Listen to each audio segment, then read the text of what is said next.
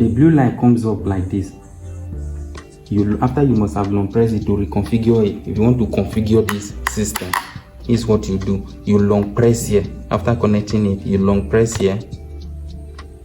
If you long press it like this, you have saved this system. So if you come close to this place now, this one will be on, others will be off. So now look at it. Just this one that is on, others will be off. So in order for you to make all of them to be on, you long press here.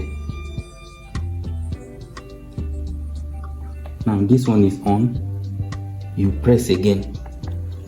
2, second light.